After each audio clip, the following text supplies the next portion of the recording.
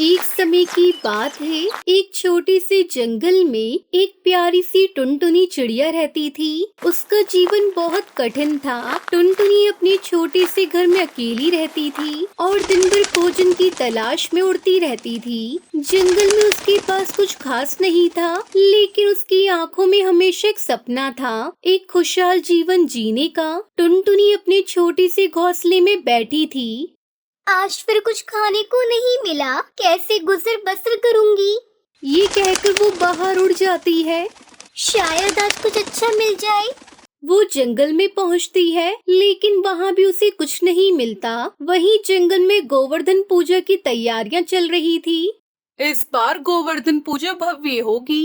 हाँ, सभी ने अपनी अपनी भागीदारी दी है। टुनटुनी ये सब देखकर सोचती है, गोवर्धन पूजा का त्योहार तो बहुत बड़ा है, क्या मैं इसमें भाग ले सकूंगी? टुनटुनी अपने मन में सोचती है कि उसे पूजा के लिए कुछ सामग्री चाहिए। अगर मुझे कुछ खाने को मिल जाए तो मैं भी पूजा में हिस्सा ले सकूंगी। वो फिर से भोजन की तलाश में उड़ती है, लेकिन उसे कुछ नहीं मिलता। तभी एक दयालु बूढ़ा चील टुनटुनी को देखता है। अरे छोटी चिड़िया, तुम इतनी कमजोर क्यों हो? मुझे कुछ खाने को नहीं मिला। मैं गोवर्धन पूजा में हिस्सा लेना चाहती हूँ, लेकिन मैं कुछ नहीं कर पा रही हूँ। चिंता मत करो, मैं तुम्हें कुछ अनाज दे दूंगा। वो टुनटुनी को थोड़ी दाने देता है। धन्यवाद बाबा, आप बहुत दयालु हैं। फिर कुछ दिनों बाद गोवर्धन पूजा का दिन आ जाता है। टुनटुनी अपनी सामग्री के साथ पूजा स्थल पर जाती है। तभी जंगल में रहने वाले पक्षी टुनटुनी को वहाँ देखकर कहते हैं, अरे ये टुनटुनी चिड़िया भी आई है। इसकी इतनी औकात हो गई, जो पूजा का सामान भी लेकर आई है, वो टीचर चिड़िया। फिर टुनटुनी पूजा में शामिल होती है। मैं भी भगवान से प्रार्थना करूंगी कि मुझे अच्छा जीवन मिले। फिर टुनटुनी गाय के सामने अपना अनाज रखती है। हे गौ माता, कृपया मेरी मदद करें। मुझे कुछ ऐसा चाहिए जिससे मेरा जीवन बदल जाए। उसकी प्रार्थना सुनकर तभी अचानक आसमान में एक चमकती रोशनी आती है और वहाँ से एक सुनहरी गाय उतर कर आती है। टुनटुनी, तुम्हारी सच्ची प्रार्थना सुन ली गई है। अब तुम्हारा जीवन बदलने वाला है। टुनटुनी आश्चर्यचकित होकर देखती है और उस जादुई सुनहरी गाय से कहती है, क्या सच में? पर ये सब कैसे होगा? जादुई गाय, मेरे पास इतना भोजन भी नहीं है कि मैं ठीक से गौ माता की पूजा कर सकूं। हाँ टुनटुनी, तुम्हारे अच्छे दिन आने वाले हैं। तुम बस देखती जाओ, जो तुम्हें चाहिए होगा वो तुम्हें जरूर मिलेगा। टुनटुनी, तुम्हारे प्रयास और सच्ची भावना के लिए मैं तुम्हें आशीर्वाद देती हूँ। तुम कभी भूखी नहीं रहोगी।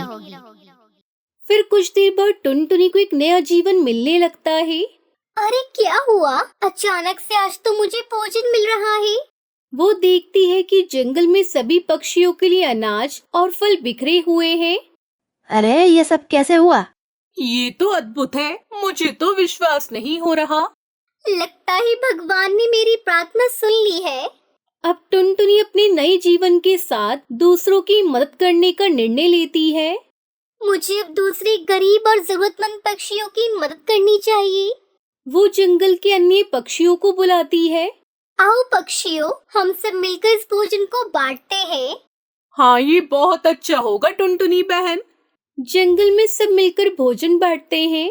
टुनटुनी, तुमने हमें एकता का महत्व सिखाया है। हाँ, अब हम एक साथ हैं। ये सब तुम्हारी सच्ची भक्ति की वजह से हुआ है। जो गोवर्धन पूजा के दिन तुम्हें गौ माता ने इतना सुनहरा आशीर्वाद दिया है, जिससे हमारा जीवन खुशहाल बन गया। हाँ सुंदरी कवि, तुमने बिल्कुल सही कहा। ये सब जादुई गाय की वजह से हुआ है। अब मैं और भी बड़ा सपना देख सकती हूँ। वो सोचती है कि वो कैसे और भी पक्षियों की मदद कर सकती है। टुनटुनी सभी पक्षियों के साथ गोवर्धन पूजा मनाने का निर्णय लेती है। इस बार हम सब मिलकर एक बड़ा उत्सव मनाएंगे। हाँ टुनटुनी बहन, ये तो बहुत अच्छा होगा। जंगल में गोवर्धन पूजा की तैयारियां धूमधाम से चलती हैं।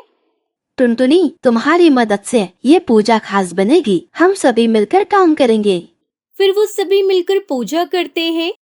ये सब भगवान की कृपा है, जो आज हम सब मिलकर इतनी अच्छे से गोवर्धन पूजा मना पा रहे हैं। सब मिलकर पूजा करते हैं और एक दूसरे को मिठाइयाँ खिलाते हैं। जादुई गाय की वजह से टुनटुनी चिड़िया का जीवन पूरी तरह से बदल गया और गोवर्धन पूजन सबने बहुत अच्छे से करी। याद रखो दोस्तों, सच्ची मेहनत और दयालुता से हम सबका जीवन बेहतर हो सकता है।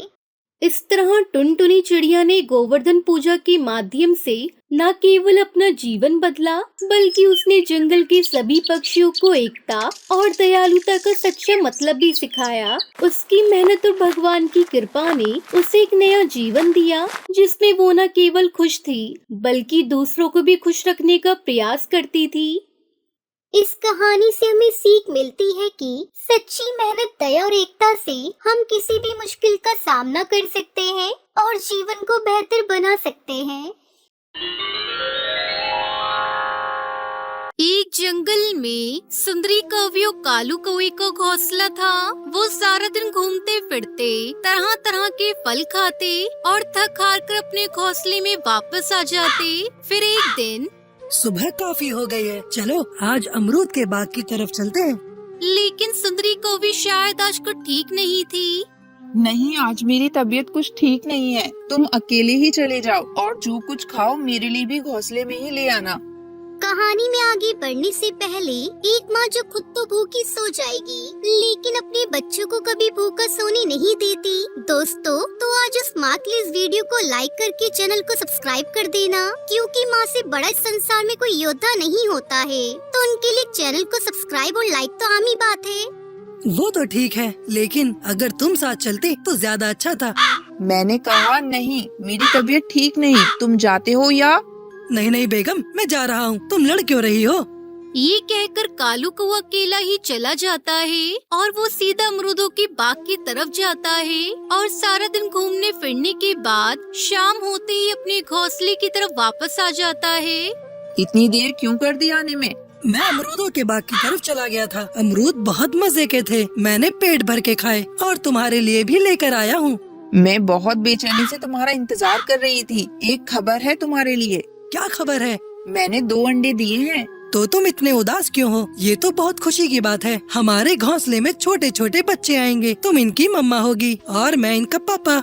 नहीं, मैं ऐसा नहीं कर सकती। सारा दिन घोंसले में बैठा रहना पड़ेगा। अब तुम अंडों पर बैठोगे।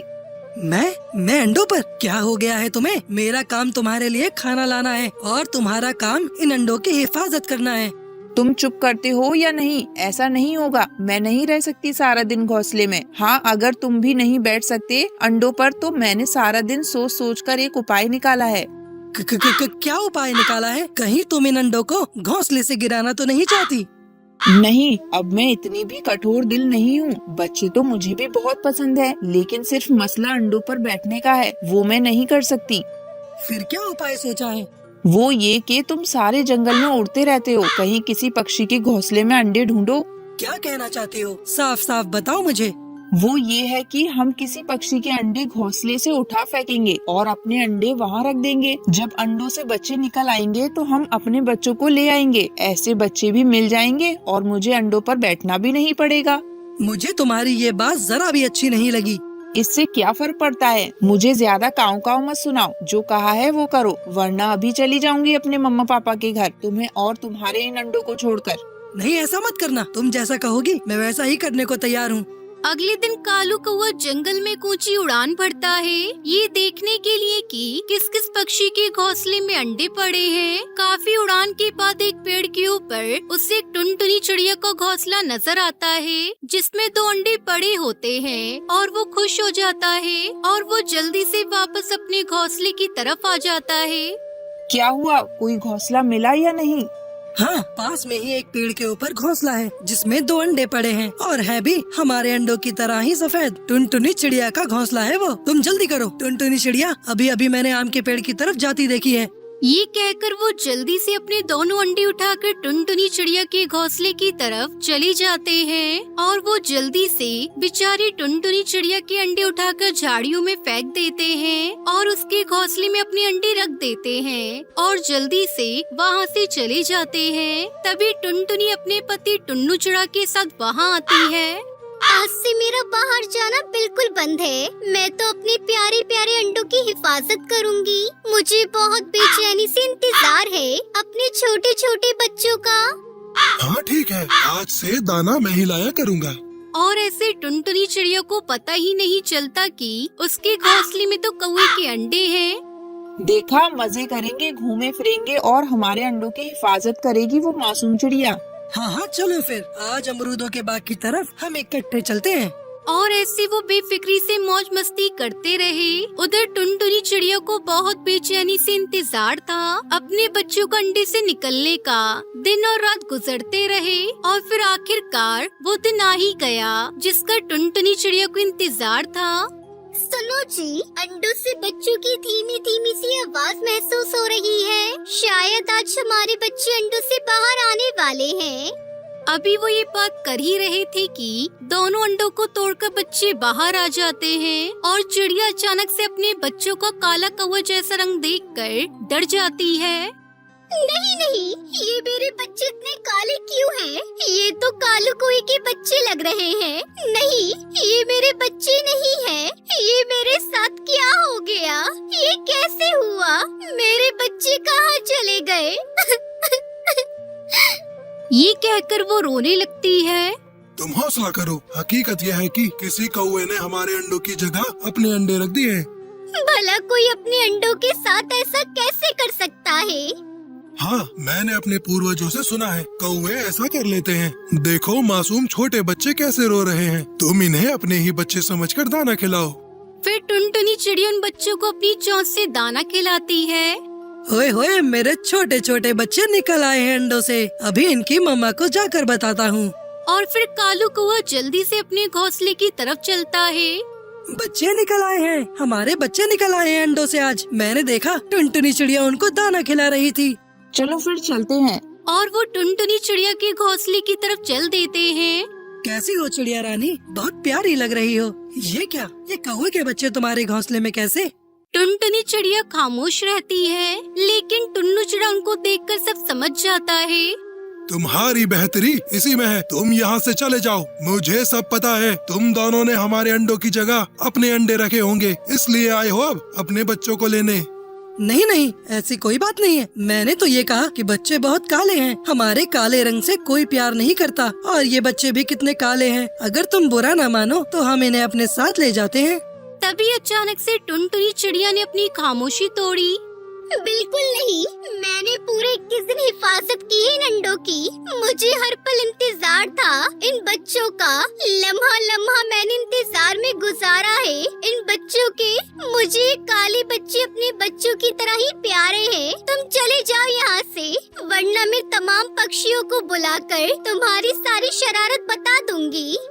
टुनटुनी चिड़िया बहन, आप मुझे माफ कर दो, मुझसे गलती हो गई। मैंने ही कहा था इनके पापा को ऐसा करने से, लेकिन इन बच्चों को देखकर मेरी ममता जाग उठी है। प्लीज मुझे मेरे बच्चे दे दो, ऐसा फिर कभी नहीं होगा। तुम जाते हो या नहीं? फिर सुंदरी कौवे और कालू कौवा उदास होकर वहाँ से चले जाते हैं और टुनटुनी चिड़िया उन बच्चों को अपने बच्चों से बढ़कर प्यार देती है।